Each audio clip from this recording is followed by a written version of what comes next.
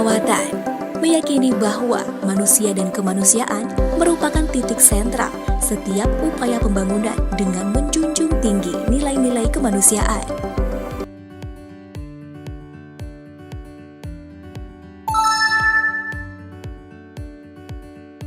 Jalan ke Daingga saat pulang bawa rengginang. Perkenalkan, nama saya Romalina, berasal dari Poltekkes Kemenkes Tanjung Pinang. Beli madu dari Natuna, dibagi-bagi buat saudara. Izinkan saya menyampaikan unjuk kinerja sebagai pengantar pembuka kata. Assalamualaikum warahmatullahi wabarakatuh. Perkenalkan, nama saya Romalina, Eskepnes MK. Saya dosen Prodi D3 Keperawatan Poltekkes Kemenkes Tanjung Pinang. Pada kesempatan ini, saya akan menjelaskan tentang teknik pembelajaran yang saya gunakan, yaitu DIA, Delivery Interaction Assessment, pada satu mata kuliah yang saya ampu dengan mata kuliah Keperawatan Gawat Darurat dan Manajemen Bencana. Sebelum menjelaskan tentang resusitasi jantung paru, izinkan saya memaparkan terlebih dahulu deskripsi mata kuliahnya. Mata kuliah Keperawatan Gawat Darurat dan Manajemen Bencana menguraikan tentang konsep kegawat daruratan, penata laksanaan pasien gawat darurat, mencangkup bantuan hidup dasar, basic life support, dan bantuan hidup lanjut, advanced life support. Juga akan membahas tentang asuhan keperawatan pada pasien dengan berbagai kegawatan yang lazim, mencakup semua sistem tubuh dan kegawatan di komunitas, yaitu disaster nursing. Praktikum dan praktek klinik dirancang dalam pembelajaran untuk menyelesaikan capaian pembelajaran dan pelaksanaannya. Mata kuliah Keperawatan Gawat Darurat memiliki beban 4 SKS, di mana penempatannya di semester 6 untuk mahasiswa tingkat 3 Prodi D3 Keperawatan Poltekkes Kemenkes Tanjung Pinang. Adapun capaian pembelajaran pada mata kuliah Keperawatan Gawat Darurat dan Manajemen Bencana ini adalah mahasiswa akan mampu membuat pengelolaan asuhan keperawatan kegawat daruratan pada individu, keluarga, atau kelompok sesuai standar asuhan keperawatan dan mampu melaksanakan prosedur bantuan hidup dasar, bantuan hukum, bantuan hidup lanjut pada berbagai kegawatan yang lazim, mencakup semua sistem tubuh serta kegawatan di komunitas. Selain itu, mahasiswa juga mendapatkan kemampuan 1. Mampu menjelaskan konsep kegawat daruratan. 2. Mampu menjelaskan konsep asuhan keperawatan gawat darurat. 3. Mampu menjelaskan konsep prinsip bencana dan kejadian luar biasa. 4. Mampu melaksanakan prosedur tindakan kegawat daruratan. 5. Mampu melaksanakan prosedur tindakan bencana. 6. Mampu membuat pengelolaan asuhan keperawatan gawat darurat dan manajemen bencana. Materi yang disampaikan pada mata kuliah ini antara lain konsep keperawatan gawat darurat, konsep asuhan keperawatan gawat darurat, konsep prinsip bencana dan kejadian luar biasa, prosedur tindakan kegawat daruratan, prosedur tindakan bencana, pengelolaan pasien asuhan keperawatan gawat darurat dan manajemen bencana yang diperoleh di klinik. Untuk sistem pembelajaran di Prodi D3 Keperawatan Poltekkes Kemenkes Tanjung Pinang, kami melaksanakan pembelajaran secara blended learning, di mana terdapat gabungan pembelajaran secara daring menggunakan aplikasi Zoom Meeting, khususnya materi konsep keperawatan gawat darurat, konsep asuhan keperawatan gawat darurat, konsep prinsip bencana dan kejadian luar biasa. Untuk secara luring, tatap muka secara langsung yang dilaksanakan di laboratorium, di lapangan lingkungan kampus Poltekkes, serta rumah sakit. Untuk metode pembelajaran pada mata kuliah Keperawatan Gawat Darurat dan Manajemen Bencana ini menerapkan beberapa metode yang interaktif sehingga materi bisa dipahami mahasiswa dan capaian pembelajaran bisa terpenuhi. Metode pembelajaran teori menggunakan ceramah dan diskusi, small group discussion, dan untuk praktikum menggunakan metode demonstrasi, project based learning, dan simulasi serta praktik klinik yang dilaksanakan di rumah sakit. Melalui ceramah dan diskusi serta SGD, diharapkan mahasiswa mampu menjelaskan konsep keperawatan gawat darurat, konsep asuhan keperawatan gawat darurat, konsep prinsip bencana dan kejadian luar biasa. Kemudian dengan project based learning, simulasi serta demonstrasi, mahasiswa dapat meningkatkan skill dalam melaksanakan penanganan kegawat daruratan dan manajemen bencana. Adapun evaluasi pembelajaran pada mata kuliah ini melalui 2 tahap. 1 teori terdiri dari 60% meliputi UTS 20%, UAS 25%, kemudian penugasan 25%, praktikum 30%. Untuk praktek klinik sendiri terdiri dari 40% meliputi laporan pendahuluan 15%, laporan kasus 30%, target kompetensinya 20%, sikap dan kedisiplinan 10%, ADL 10%, serta seminar 15%. Saya akan menampilkan salah satu sesi pembelajaran praktikum terkait dengan prosedur kegawat daruratan, yaitu resusitasi jantung paru. Sebelum masuk ke sesi praktikum, mahasiswa sudah dibekali video terkait dengan RJP yang diberikan 1 minggu sebelum masuk praktikum agar mahasiswa lebih mudah memahami materi praktikum. Selama praktikum, saya akan menjelaskan tujuan pembelajaran yang meliputi mahasiswa mampu menguasai konsep RJP, kemudian menguasai konsep prinsip RJP, serta mampu mendemonstrasikan tindakan RJP. Nah, untuk tindakan RJP akan saya contohkan. Lalu salah satu mahasiswa akan mempraktikkan kembali bagaimana melakukan tindakan RJP dengan benar. Selama praktikum di laboratorium, saya menggunakan media PPT untuk menjelaskan konsep RJP dan penugasan penggunaan Phantom sebagai alat pembelajaran sehingga tujuan pembelajaran dapat tercapai. Selain itu, mahasiswa diberikan lembar tilik SOP tentang RJP. Baiklah, saya akan menampilkan salah satu sesi pembelajaran keperawatan gawat darurat dan manajemen bencana melalui video berikut ini. Mari kita saksikan. Assalamualaikum warahmatullahi wabarakatuh. Waalaikumsalam warahmatullahi wabarakatuh. Selamat pagi. Pagi, Bu. Nah, gimana kabarnya pagi ini? Alhamdulillah Baik, Bu. Ada yang belum sarapan? Sudah, Bu. Bintang? Sudah, Bu. Ya. Jadi pagi ini ya kita membutuhkan energi yang cukup besar untuk melakukan tindakan praktikum. Pagi ini kita akan membahas tentang resusitasi jantung paru. Sebelum saya bahas tentang RJP, saya pengen mengetahui dulu materi sebelum ini. Ada materi tentang initial assessment. Cici mungkin boleh kasih tahu Ibu tentang initial assessment? Yang pertama, Bu, ada airway, breathing, sirkulasi, disability, dan exposure. Oke. Di airway ada breathing, ada sirkulasi. Mungkin ingat lagi ya. Di sirkulasi, jika tidak ada nadi dan napas, saya pernah jelas tentang langsung masuk ke RJP. Ada yang tahu tentang RJP? Tidak, Bu. Belum ada. Jadi kita masuk tentang RJP saja langsung ya. Pada pertemuan ini kita akan membahas tentang saat ini kita akan bahas tentang konsep RJP, kemudian prinsipnya RJP, dan kemudian kita langsung tindakan. Karena kita punya Phantom nih di depan ya. RJP sendiri adalah tindakan penyelamatan nyawa ya. Ini kondisi gawat darurat, baik di mana saja bisa dilakukan RJP. Di rumah sakit, di lapangan, di kantor ya. Karena kondisi tersebut tidak bisa kita pastikan, bisa terjadi di mana saja. Ini langsung ya kita tahap RJP-nya. Saya langsung mempraktekkan saja.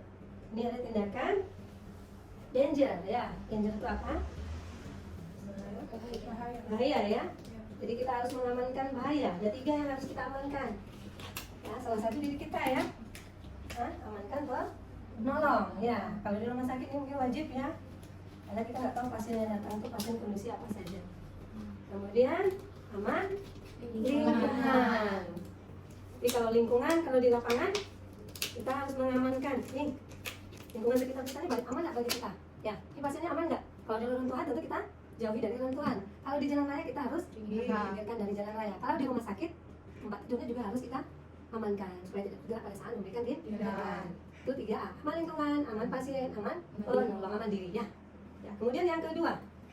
Selanjutnya yang kedua, aman tadi kita mengamankan lingkungan. Kemudian respon. Gimana cara respon? Menepuk bahu ya. Pak. Kalau kita tidak bisa, pasiennya tidak berespon, kita meminta bantuan. Minta bantuannya kemana? Kalau kita ada di sekitar kampus misalnya, tolong, nggak mungkin pula ya. Tolong, ada yang pingsan. Kalau di rumah sakit kita aktifkan kodlu. Jadi pakai tenaga bintang. Jangan kalau tak makan tuh dimakannya kan. Payah pulang, tadi dengar kan? Oke. Ya, jadi cek, tes, kalau tidak kita menghubungi dia pakai apa? Telepon di emergency ya. Ditemukan pasien tidak sadar ya, kemana nih? Ke ambulan boleh ya, atau 119 ya. Ditemukan 1 orang pasien tergeletak di jalan ya, dalam kondisi tidak sadar, kami mohon bantuan bawa AED ke mana? Alamat yang kita ya terjadi kejadian di mana ya. Kasih tahu nomor HP. Nah, lokasinya ada di jalan A. Kemudian menolong hanya 1, tolong bawa bantuan bawa AED. Kemudian berikan nomor telepon Anda ya. Nomor telepon saya 0813 ya. Itu untuk mengaktifkan emergency. Maka berikutnya, dia ada 1 tadi, danger, respon. Lanjut berikutnya, ya tadi call for help langsung ya, itu yang saya barusan jelaskan. Kompresi ya. Teknik kompresi ini kita ada aturan ya, 100 sampai 120 kali per menit, kemudian kedalamannya 5 sampai 6 cm.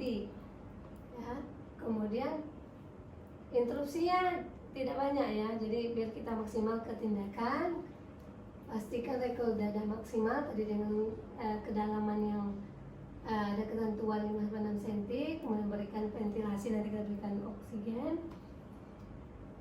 Usahakan tidak berlebihan. Kita lanjutkan, kita langsung praktik saja ya. Ya, sini kita akan teknik kompresi, kita menentukan posisi dulu ya, dari sternum ke processus siphoideus. Letakkan tangan kita ya. Kemudian tangan penolong harus tegak lurus ya. Kita contohkan 1 nih ya, 1 siklus ya. Oke. 1, 2, 3, 4, 5, 6, 7, 8, 9, 10. 1, 2, 3, 4, 5, 6, 7, 8, 9, 20. 1, 2, 3, 4, 5, 6, 7, 8, 9, 30. Langsung kita berikan pernapasan. 1, 2, 3, 4, 5. Jadi pernapasan 2 kali ya, dan jeda tadi 6 detik ya, kompresi 30. Itu dilakukan sebanyak 5 kali. Kemudian kita lanjutkan tentang ya, kita harus melihat patennya jalan napas ya, RW ya. Itu dengan 2 teknik ya, bisa etil chin lip ya, ini ditekan ya, kemudian ini buka ya. Bisa juga dengan jotras itu diberikan untuk pasien-pasien curiga trauma ke kepala ya. Jadi ya, saya oke, ini ya, bahunya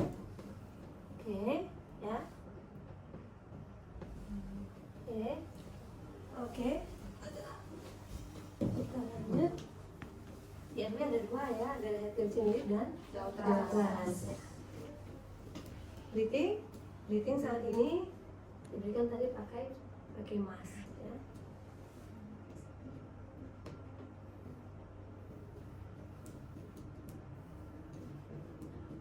Jadi banyak 10 sampai 12 kali ya. Ini sama tadi kayak teknik yang pertama, diberikan napas jarak 6 detik, diberikan napas berikutnya. 1, 2, 3, 4, 5. 1, 2, 3, 4, 5. 1, 2, 3, 4, 5.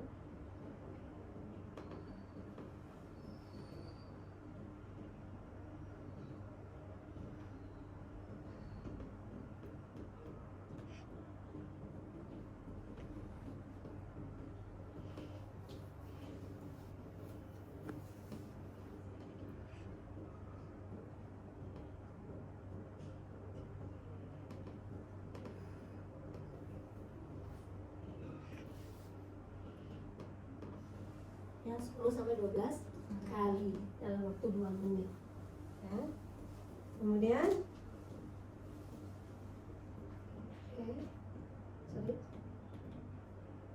ya, ini posisi terakhir ya. Jika kita lihat pasiennya sudah bernafas normal, nadinya sudah teraba, berarti kita recovery posisi. Kita bisa bantu saya minta ada di tempat di lantai saja. Oke.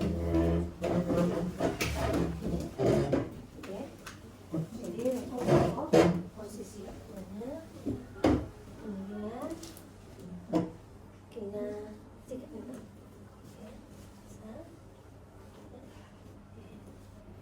Ini posisi yang diberikan untuk pasien ya. Oke, bisa? Sudah terima?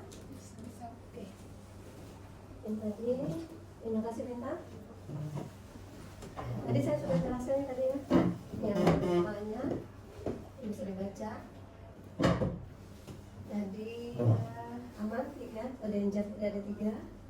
Kemudian respon, respon. Kemudian setelah kita cek jadi dan napas, jadi dan napas. Jika nadi ada, napasnya tidak ada, berikan pernapasan 10 sampai 12 kali per menit ya. Kemudian nadinya normal, napasnya normal, kita tinggal monitor. Tapi jika nadi dan napas tidak ada, maka kita lakukan RJP 30 kompresi dengan 2 ventilasi. Sama tadi yang kita contohkan. Sampai di sini ada yang ingin ditanyakan? Ya, silakan. Tadi kan saat dilakukan kompresi itu lanjut ke RW ya Bu? Atau nunggu ada nadi dulu atau Ya. bagaimana ya? Ya, sebenarnya memang pada kita sudah langsung kompresi, kita harus evaluasi dulu. Ya, evaluasi kembali seperti kita awal tadi ya. Kita cek. Jadi kita kita bebaskan jalan napas, kemudian nadinya tetap kita raba, kemudian kita langsung melihat pernapasan. Tetap cek, sama tadi dengan itu. Jika tidak ada nadi, tidak ada napas, lakukan kompresi. Terima kasih ya koreksinya. Kita lanjutkan. Nih, RJP ini kapan dihentikannya? Jadi tidak juga sampai 2 jam kita lakukan RJP itu tidak mungkin karena butuh tenaga. Ya. Jika pasien menunjukkan tanda-tanda respon, jadi sudah ada nadi dan napas, atau petugasnya sudah datang ya, ahlinya sudah datang, penolong capek ya atau kelelahan. Kalau kelelahan penolongnya kita hentikan, kemudian sudah ada SOP di rumah sakit biasanya 30 menit ya dihentikan. Dan ada instruksi dokter. Atau kita temukan pasien sudah ada tanda kematian pasti ya, kebiruan, kepucat, bau busuk ya, itu juga tanda-tanda yang tidak boleh kita lakukan RJP atau kita hentikan RJP. Kemudian komplikasi, pasti ada komplikasi ya. Ya tadi kan pada saat RJP kan kita nggak lihat komplikasi ya,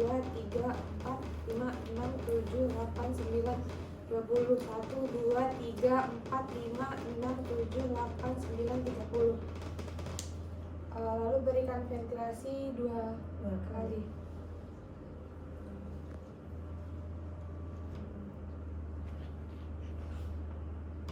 1, 2, 3, 4,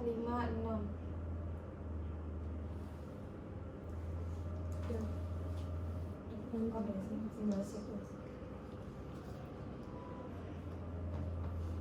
Satu, dua, tiga, empat, lima, enam, tujuh, delapan, sembilan, 10. 1, 2, 3, 4, 5, 6, 7, 8, 9, 20. 1, 2, 3, 4, 5, 6, 7, 8, 9, 30. 1, 2, 3, 4, 5, 6. 1, 2, 3, 4, 5, 6, 7, 8, 9, 10. 1, 2, 3, 4,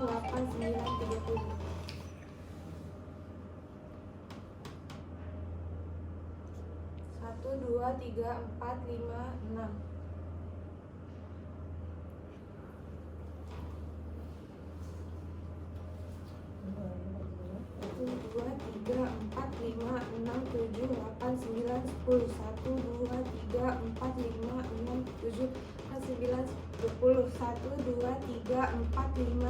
2, 3, 4, 5, 6, 7, 8, 9, 30.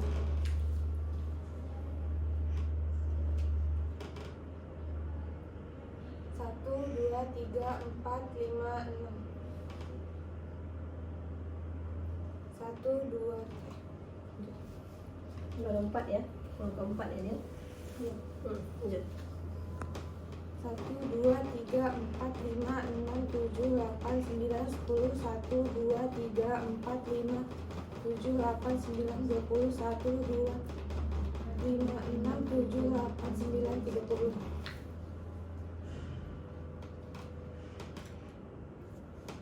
1, 2, 3, 4, 5.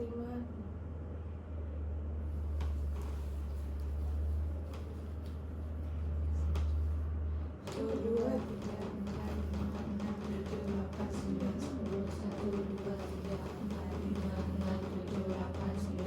6, 7, 8, 9, 20. 1, 2, 3, 4, 5, 6, 7, 8, 9, 30. 1,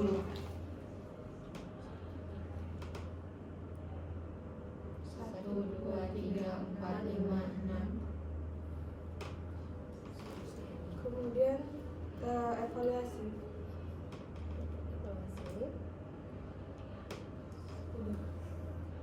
Jika tidak ada nadi Jika dan tidak ada nadi dan napas, lanjut RJP. Jika terdapat nadi dan napas, lakukan posisi recovery. ya.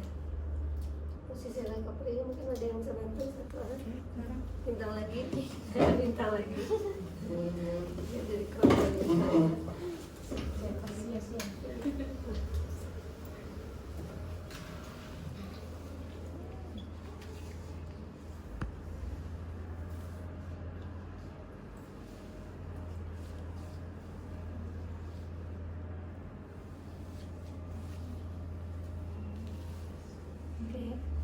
Oke, terima kasih Dila ya.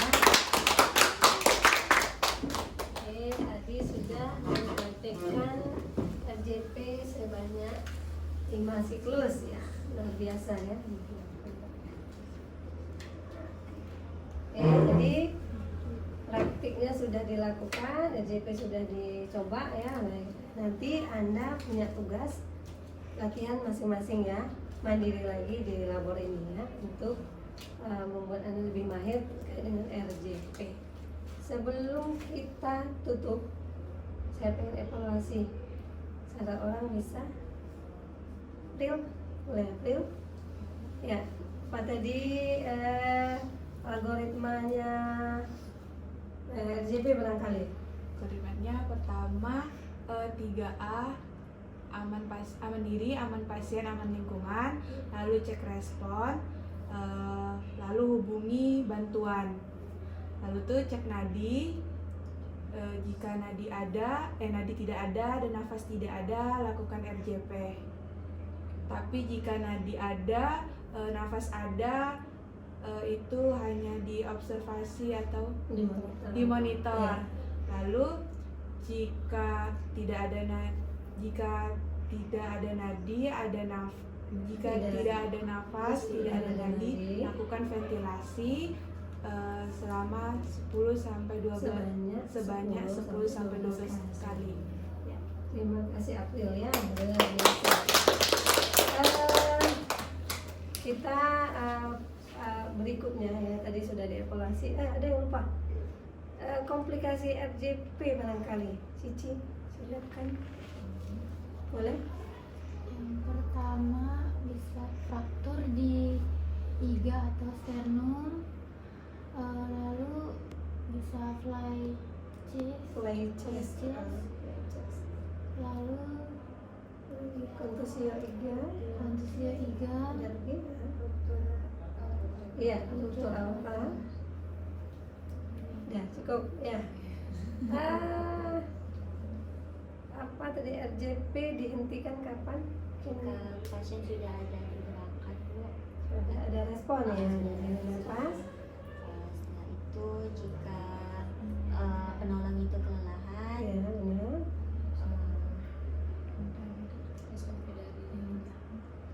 penolong sudah datang. Penolongnya sudah datang. Lagi? SOP dari rumah sakit, Ya. lalu sudah menunjukkan tanda-tanda kematian. Oke, terima kasih ya. Sudah semua diberikan jawaban dengan benar ya. Terima kasih. Untuk pertemuan berikutnya kita akan membahas tentang menghentikan perdarahan ya. Nanti bisa ada teknik bidai juga di belakang. Sampai di sini boleh kita akhiri perkuliahan praktikum kita hari ini. Saya tutup. Assalamualaikum warahmatullahi wabarakatuh. Demikian penayangan video pembelajaran dari saya terkait mata kuliah keperawatan gawat darurat dan manajemen bencana.